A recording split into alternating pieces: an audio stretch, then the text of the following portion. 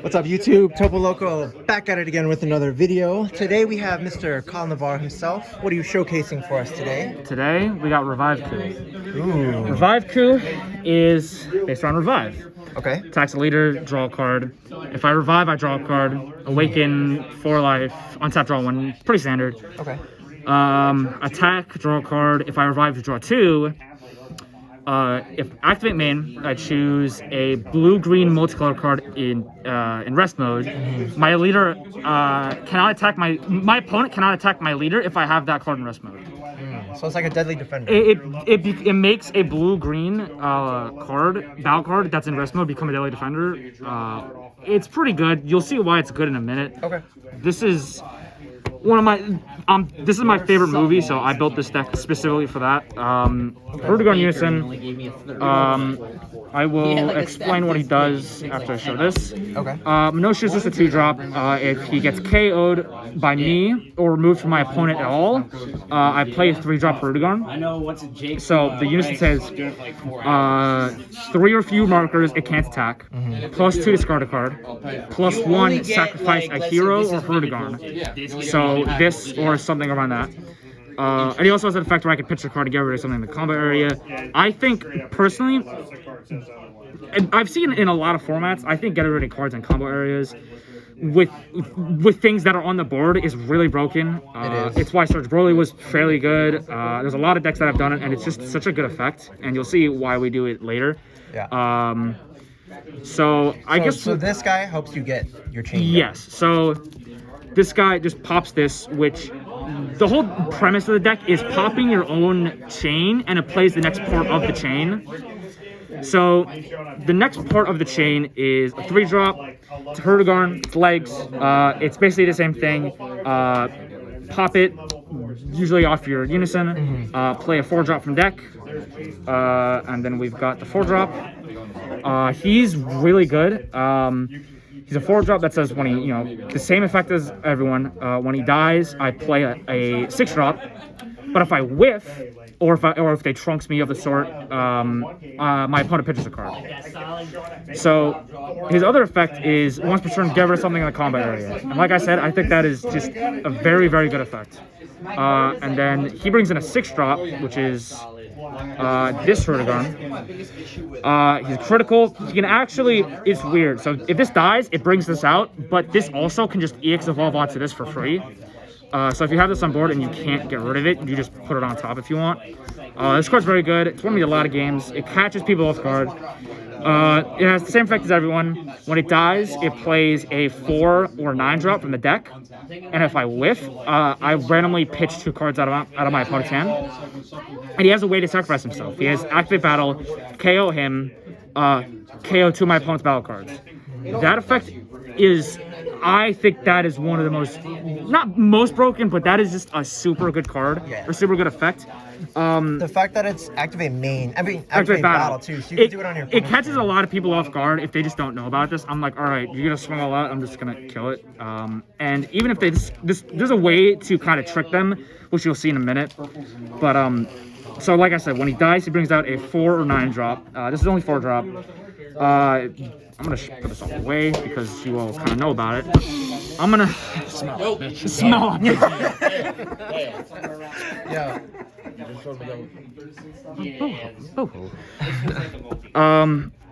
The next one is this 9-drop Hirudegarn. So this is one of the 9-drops you get off your 6-drop. He's a unique blocker, revival blue-green, which again goes with our leader. His effect is tap 1. If he's in your grave, you can sacrifice a 4, 6, or 7. I actually don't play the 7s because they weren't so good, but you can sacrifice either of these. And sacrificing this to this triggers this effect to play this from deck.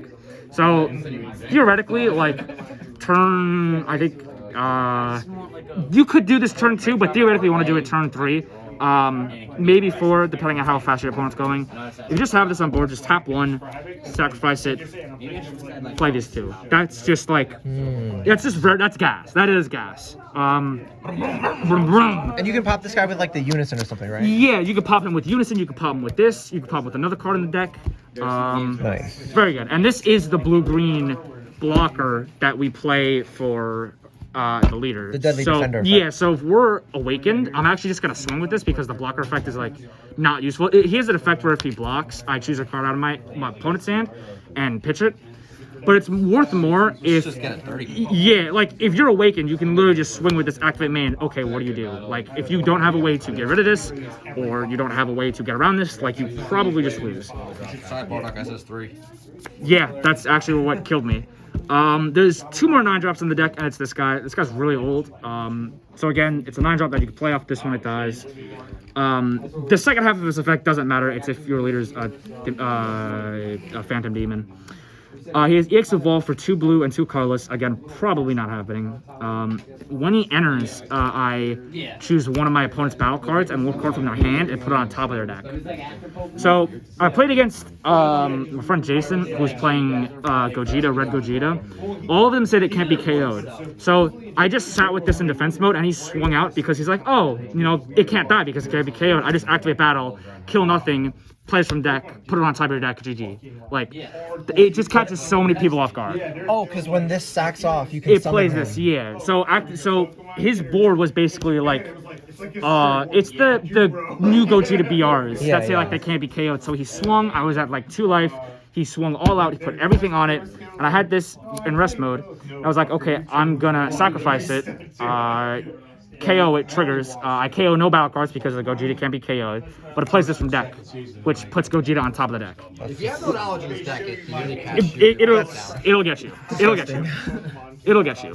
And then just some kind of filtering. This is the box. The box.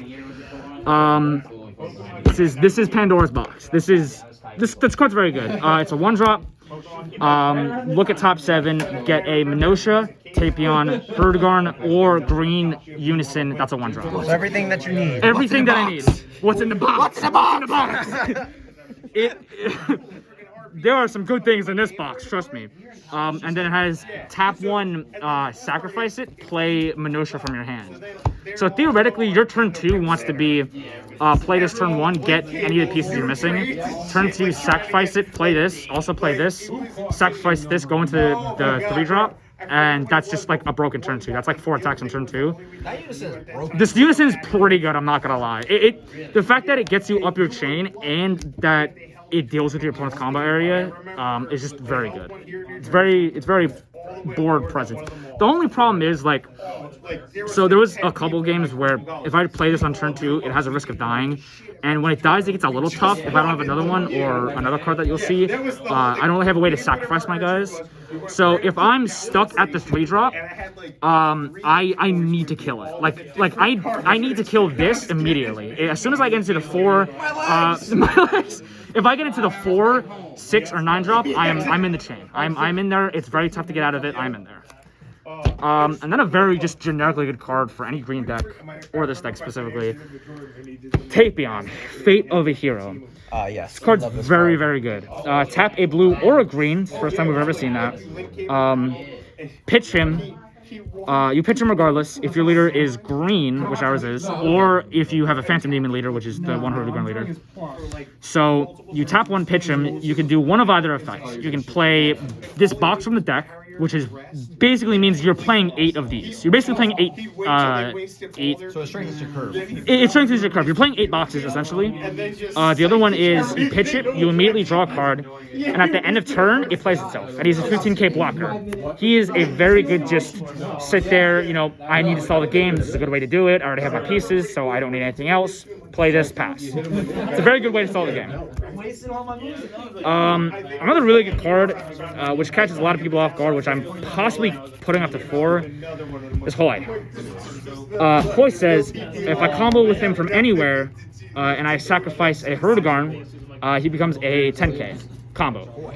So that's really good because it triggers any piece. It triggers basically any piece in the deck. I could also sack Minosha if I wanted to, but theoretically I would like to sack this. So I could sack this, just play the 4-drop, which is very good because once you get the 4-drop out, you're like in there. Unless you're playing as blue, you're just in there. And then a fair amount of generic stuff for Frieza. Have to. We're playing 4 green unisons. Might as well. This card is just good. It's just good. I mean, I don't think it needs much explanation. It's the same reason my Trunks is good. Same reason why.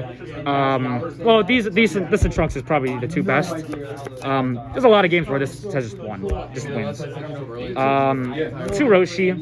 You'll see why in a second because I'm obviously playing like Dormant Potential and stuff. This card's just good. There's a lot of games where I need it and it's good discard fodder.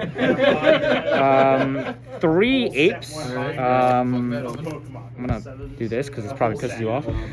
No, sure, yeah. This is good because the early turns this deck is susceptible to hand control. Like if I don't get to a further point in the game, it's just tough if my opponent's interacting with my hand. Like Miguel, he was playing a very good hand destruction deck.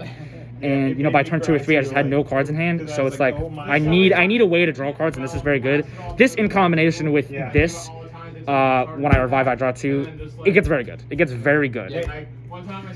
For the super combos, we're playing 4/18s.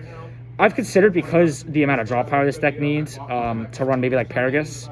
But sometimes dealing with my opponent's hand is actually very good. There's a lot of times where I just try to deal with my opponent's hand, and also it's good because in combination with him and him, I start to just whittle my opponent's hand down ever so slowly. Like against blue, one of your Saiyan Graces is if they Trunks one of these, which is probably the worst case scenario, you just make them pitch cards. So this in combination with this tends to lower the hand size a bit. Okay. It's also it's a plan B. It's a plan B. It's definitely a plan B. I've considered putting in Ribrian. Oh, by the way, you guys haven't seen this yet, but this is a 60 card deck. That's also why we have 8, because this deck needs the card draw. The reason it's 60 cards is because once you see, you need basically 3 cards. You need Box, you need Unison, and you need Minosha. And Box sees any of them, and you're playing technically 8 boxes. So once you see all these 3, your draws realistically don't matter because everything's playing from the deck. All of these play from the deck, all of these play from the deck. Like it is all from the deck.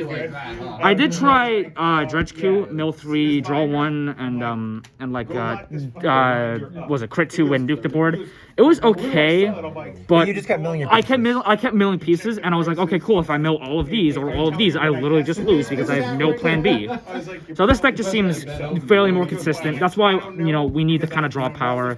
But like again, once you see these, you're in there, and it's not that hard. I know it seems crazy, but it's actually not that hard to open with these. The more games I play, the more I see I'm opening with these, and it just helps. Like you'll hard mulligan for at least this, and probably these two. If you see the Tapion, you keep Tapion and put everything back, unless it's either of these. So again, it's a consistency. This card I've considered cutting, but it's a cool card. Dr. Weira, he's a 15-game blocker. He says when he's pitched off of Revive, so if he's ever pitched off of your big lead, he plays himself. It's a good card.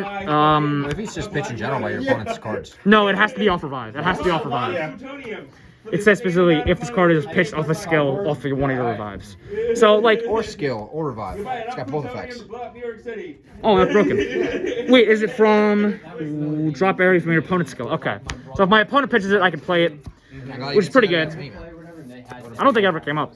But yeah, I mean it's good because you want more blockers, and there's times where my opponent like, if I have this tapped and I activate main on this, and it's basically a Deli Defender, my opponent will waste something to try and kill it. I'll revive and bring this out, and it's just like, it's just building the wall. Like, I'm just building my defenses, and it just feels very good. Shit. Alright, our secret rare, as you can guess, is Cell. One of the best secret rares in the game. But you can't summon him with blue-green cards, right? Yes, but there are a lot of green cards in this deck. Almost every piece in this deck is green. Oh, like that. You have 5. You have almost every number. There's 1s, there's 2s, there's 3s, there's 4s, there's 5s, and there's 6s. Any combination of those gets it. There's literally every number from 1 to 7. That are mono green. That are mono green. Yeah, that are mono you can't green. successor with. Yeah, you can't successor with like Tapion or anything. But there is 6 through 1 worth of green cards. Oh, okay. Word. So I've definitely got it off before. If my opponent interacts with my board, then it's a little tougher. Because the numbers are a little tough because the more your opponent interacts with your board, the more your numbers change because you're going up the chain. Like if they kill my 4-drop, I go into a 6-drop. If they kill my 6-drop, I have to decide whether I go into a 4 or 9-drop. It's weird. It's a numbers game, but it's just good when you have it. I mean, it's the best secret rare in the game. Let's be honest here, people. Come on. Match is better. Yeah, well, suck my dick. Maybe you gay. 4 dormant potential. This. PG-13. George, interesting. George's ears. 4 dormant potential. One of. Jesus. This. You're gonna get flagged out here. This. Whose pole's getting smoked? This. Gee, we didn't have to go that far. This card is just very good. This is the main reason. This is one of the main reasons I play this leader. I would play like either the original Hirudegarn leader or I've come up with a lot of different like ideas for this deck. Like I'll be honest, I also came up with Piccolo Surge, hand control with this deck. But if I do that, I can't play Dormant Potential, which really sucks because this card is broken. Like I don't know, man. This card is just so good. I don't think I need to explain why. Like any green deck, any mono green deck, you are playing this card 1000%. Maybe a 3 of at most, but or 3 at least. But it's just good. My last 2 spots are 2-Shot and Death Ball. Card's just good. It comes up a lot. I don't have any Self-Awakening here, so this kind of helps the numbers. But the one thing with this deck is if they don't awaken me, I'm just going to sit there. Like, I don't have to rely on this effect. I can just sit there with 3 or 4 different blockers and say, okay, come at me, you know? Like, unless they do some really good board wipe, it's probably not, you know, getting through that much. So this deck likes to sit there and stall and like grind you out of resources. It So kind of does. Our motto for this is we have to kill it before it lays eggs. Kill it before it lays eggs. You definitely want to kill before it lays eggs. Ladies and gentlemen, if you ever play against this deck, please kill it before Kill it before it lays eggs. Though it is, so it sits back and it doesn't. You get a lot of attacks out of your pieces. Like if you have the turn 3, you're having about 3 or 4 attacks. That's not it. By turn like 4. So I'll show you the typical plays. So let's just say this is your opening hand. You have Charge and Energy. Turn 1, play a box. Pass. You get something off the box. Whatever. You get a piece you're missing. Whatever. You charge another, you tap 1 to sacrifice box to play Minosha. Simulate Leader, tap another one, play this, sacrifice this because plus, play... My legs! My legs! My legs! Play 3-drop. I actually only play 3-drop because after you play one of them, you're realistically not going back to it. Gotcha. But this is the combo. This is the combo. This is the combo. Like after this, you go to your turn 3, you go into the 4-drop, you're there. Like you are there. Yeah. Cool. All right, guys. Well, thank you guys so much for watching. Really quick, did you have any shout outs? Okay. You know the team, El Toppo Loco, our famous... Oh my goodness. Here, Oh my goodness, I'm wearing I'm it. sorry. Oh my goodness. Oh my goodness. El Toppo Loco. Our esteemed captain, right? We got 2 captains. We got 2 captains. Our 2 captains, Miguel and Teo. Don't let Brandon hear you. Don't let he'll hear Ko and his head will boil. You didn't want to eat the triple battle? All right, guys. Thank you guys so much for watching. Please remember to like, comment, subscribe, and as always, Stay loco. stay local. Bye, guys.